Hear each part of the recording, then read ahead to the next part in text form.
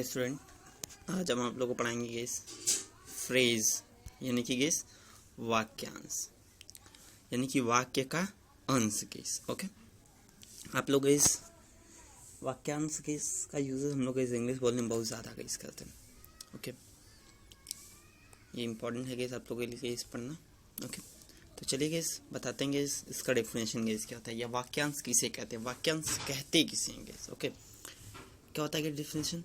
दो या दो से अधिक शब्दों का वह समूह जिसका अर्थ होता है लेकिन पूरा पूरा भाव नहीं देता है उसे वाक्यांश कहते हैं। यानी कि केस दो या दो से अधिक शब्दों का समूह हो गए लेकिन गे उसका अर्थ हो लेकिन पूरा पूरा भाव नहीं देता, यानी कंप्लीट सेंस नहीं देता हो। जैसे कि क्या होता है, ऐसा होता है गेस ब्रिंग ब्रिंग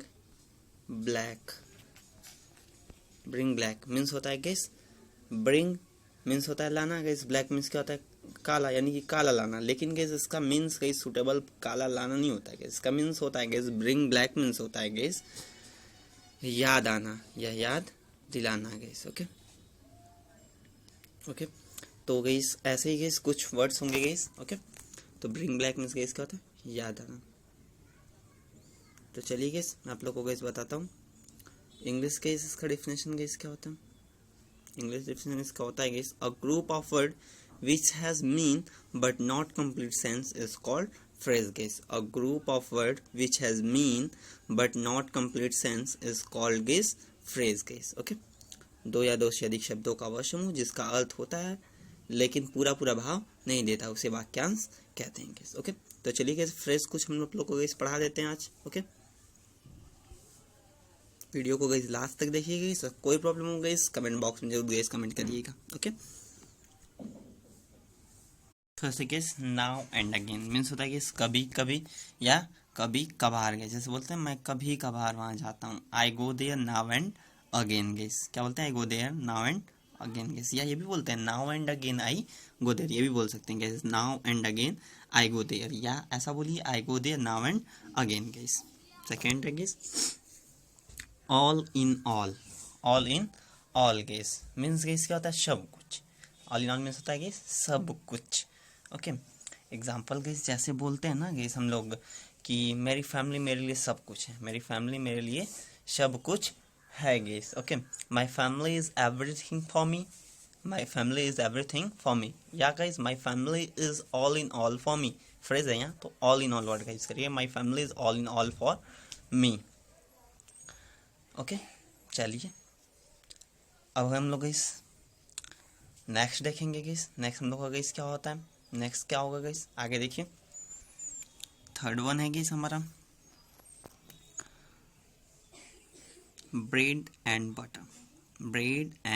बटर, जीविका या रोजी रोटी। जैसे बोलते हैं इन दिनों यदि कोई रोजी रोटी का कमा लेता है तो उसे संतुष्ट रहना चाहिए।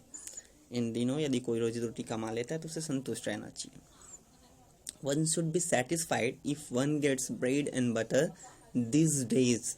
One should be satisfied if one gets bread and butter these days guys। ऐसा हम लोग इस बोलते हैं ना, इस टाइम तो देख ही रहेंगे, इस टाइम हम लोग यूज भी कर सकते हैं गाइस। ओके, चलिए आगे गाइस हम लोग इस देखते हैं।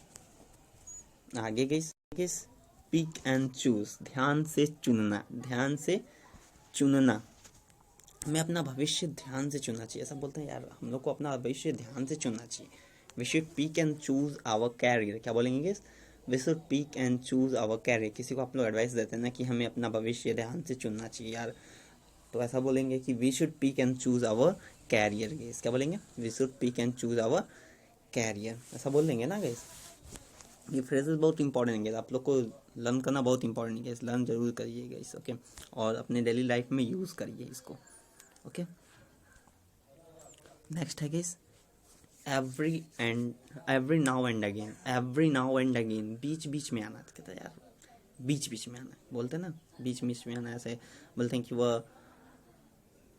वो मुझे देखने के लिए बीच में आती है, वो मुझे देखने के लिए बीच में आती है। She comes to see me every now and again, क्या बोलते हैं? She comes to see me every now and again, या गैस इस थोड़ा सा सेपरेट करके हल्का सा गैस बदल के गैस हम भी बोल सकते हैं guys, every and now she comes to see me, every and now she comes to see me guys. Okay, ये भी बोल सकते हैं गैस हम लोग। ओके